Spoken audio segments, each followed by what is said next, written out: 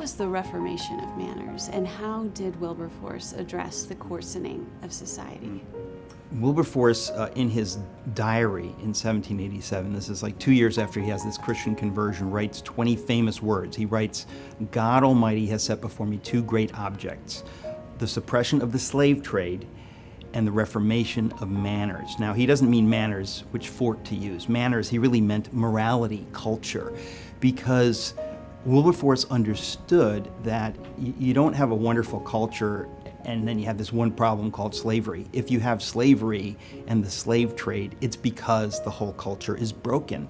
And so slavery and the slave trade were really only the worst of a number of social evils, because it was a very broken culture, a very coarse culture. And it really stemmed, I would say, from their total repudiation of Christian faith. I mean, they basically had turned their back on it because of the religious wars of the previous century. And so in a sense, the values that we completely take for granted today, even in a society where there's separation of church and state, those values were absent. So Wilberforce comes to faith, he has power as a member of parliament, and then he realizes, okay, I'm gonna take on the slave trade, but then there's all this other stuff.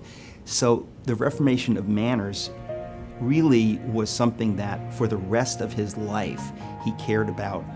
Innumerable issues, animal cruelty. There was public animal cruelty, horrible.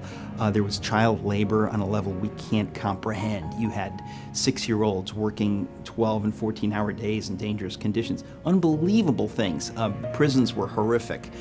They were dungeons. People died. So he was involved in penal reform.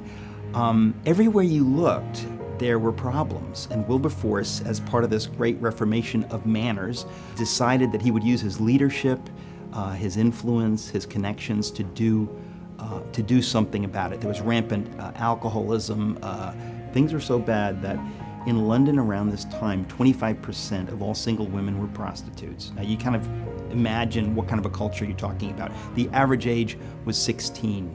So you understand that it was a profoundly broken culture, and the Reformation of manners was about dealing with all those things. So how did that relate to animals? It's so interesting because when you look at Wilberforce and the time in which he lived, a lot of things that we take for granted today had not yet gelled, right? In other words, what a biblical worldview means, right? Nobody had a biblical worldview. It was such a broken culture, and faith was so repudiated that people didn't really have all the stuff that we take for granted today, whether you're an atheist, an agnostic, a Christian, a Muslim, everybody in the West today who's part of civilized culture takes certain things for granted. Those things were not yet taken for granted. Those things had not yet been formed. It was Wilberforce who, more than anyone else, said, okay, I've become a Christian, so what does that mean to all these different issues? And one of those issues was, how do we treat animals? What does the Bible say about how do we treat animals? What am I, as a Christian, supposed to think about people gathering to watch extraordinary cruelty for entertainment? What should I think about that as somebody who has now given his life to God? And on the issue of animals, Wilberforce said, this is wrong.